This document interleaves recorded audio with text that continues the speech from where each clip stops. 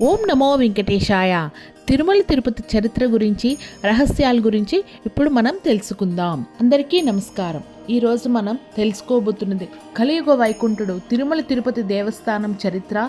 ఎందుకు స్వామివారిని శ్రీనివాసుడు, వెంకటేశ్వరుడు, గోవిందుడు అని పిలుస్తారు, తిరుమల కొండలకు ఉన్న మహిమ ఏమిటి, ఈ అద్భుత రహస్యాలన్నీ ఇప్పుడు మనం తెలుసుకుందాం.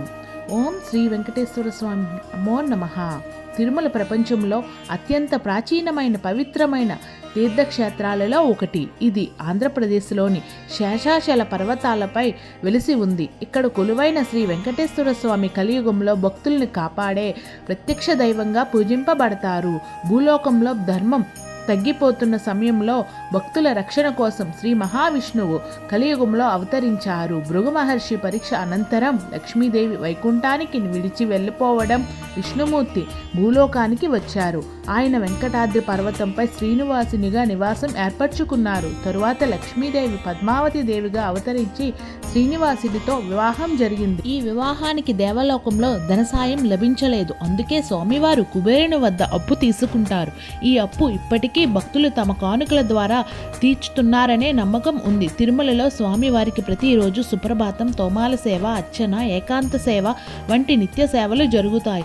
స్వామివారి విగ్రహాలపై నిత్యం చెమట కనిపిస్తుందని, అది ఆయన సజీవత్వానికి నిదర్శనమని భక్తుల విశ్వాసం. స్వామివారి విగ్రహానికి వెనుక భాగంలో వెంట్రుకలు ఉంటాయి. శంకు చక్రాలు పూర్తిగా కనిపించవు. స్వామివారి చెవులు సాధారణ మానవ చెవుల కంటే భిన్నంగా ఉంటాయి. తిరుమల కొండపై దీపం ఎప్పుడూ ఆరిపోదు. తిరుమలకి వెళ్లే హృదయపూర్వకంగా మొక్కుకుంటే కోరికలు నెరవేరుతాయని కోట్లాది భక్తుల అనుభవం. ఏడుకొండలవాడ వెంకటేశ్వర గోవింద గోవింద అని పిలిస్తే స్వామివారు తప్పకుండా కరుణిస్తుల కోరికలు తీర్చేందుకు స్వామివారు కలియుగాంతం వరకు తిరుమలలోనే ఉంటానని వరమిచ్చారు. అందువల్ల తిరుమలని కలియుగ వైకుంఠం అని పిలుస్తారు. తిరుమల ఏడుకొండల స్వరూపం. తిరుమల అనే సప్తగిరులు, ఏడుకొండల సమాహారం. ఈ ఏడుకొండలు ఆదిశేషుని 7 ఫణాలుగా భావిస్తారు. అందుకే స్వామివారి శేషాచల చలపతి అని కూడా అంటారు. 7 కొండల పేర్లు శేషాద్రి, వృషభాద్రి, నీలాద్రి, గరుడాద్రి, అంజనాద్రి, నారాయణాద్రి, వెంకటాద్రి, గోవింద. తిరుమల ప్రవస్తనాలు, వేదాలు, పురాణాలు, ఇతిహాసాలలో ఉన్నాయి. తమిళ అల్వార్లు తమ దివ్య ప్రబంధాలతో స్వామివారి మహిమను కీర్తించారు. ఆలయ అభివృద్ధికి అనేక రాజవస్త్రాలు తోడ్పడ్డాయి. పల్లవులు, చోళులు, పాండవ్యులు, విజయనగర సామ్రాజ్యం, ముఖ్యంగా శ్రీకృష్ణదేవరాయల వారు స్వామివారికి అపారమైన బంగారు భూమి దానాలు ఇచ్చారు. ఆలయ విశిష్టతల గురించి తిరుమలలోని శ్రీ వెంకటేశ్వర స్వామి మూర్తి మనుషుల చేతి కృషి చెక్కబడినది కాదు, భూమిలో నుంచే స్వయంగా అవతరించిన స్వయంభూ విగ్రహం. పురాణాల ప్రకారం స్వామివారు కలియుగాంతం వరకు తిరుమలలోనే నివసిస్తారని వర్మించారు.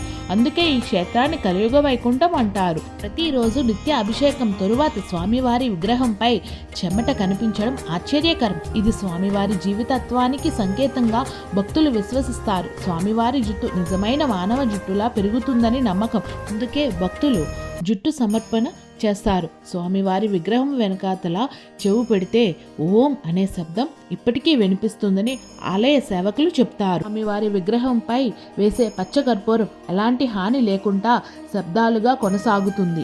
ఇది మానవ శరీరానికి హాని చేసే లక్షణాలు ఉన్న స్వామివారి విగ్రహానికి మాత్రం ఏమీ కాకపోవడం అద్భుతం. స్వామివారికి సమర్పించే తులసి దళాలు ఎండిపోకుండా తాజాగా ఉండడం ఒక విశేషం. తిరుమల లడ్డు కేవలం ప్రసాదం మాత్రమే కాదు, భక్తుల ఆశీర్వాదం, శక్తి కలిగిన ప్రసాదంగా విశ్వసిస్తారు. చాలా కాలం నిల్వ ఉన్న చెడిపోకపోవడం ఆశ్చర్యం. ఆలయంలో వెలిగే అఖండ దీపం అనాది కాలంగా ఆరిపోకుండా వెలుగుతూనే ఉన్నదని నమ్మకం.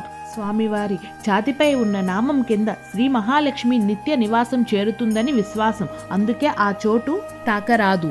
విగ్రహం రాయి అయినప్పటికీ దానికి ఉష్ణోగ్రత, స్పర్శ, చెమట వంటి లక్షణాలు ఉండడం శాస్త్రవేత్తలను కూడా ఆశ్చర్యపరుస్తుంది. ఇది భక్తుల నమ్మకం. నిత్యం కొనసాగే నిత్య పూజలు, అభిషేకాలు, ఉత్సవాలు ప్రపంచంలోనే అత్యధిక భక్తులను దర్శించే ఆలయంగా తిరుమల ప్రసిద్ధి. భక్తితో తిరుమలకి వెళ్ళిన వాడు ఖాళీ చేతులతో తిరిగి వెళ్ళడు. భక్తుల నమ్మకం ఇది. భక్తుల విశ్వాసంతో నిండిన తిరుమల తిరుపతి చరిత్ర. వీడియో మీకు నచ్చితే లైక్ చేసి సబ్స్క్రైబ్ చేయండి. మీ అభిప్రాయాలను కామెంట్ చేయండి. Govinda Govinda Govinda. Please subscribe. Thank you for watching.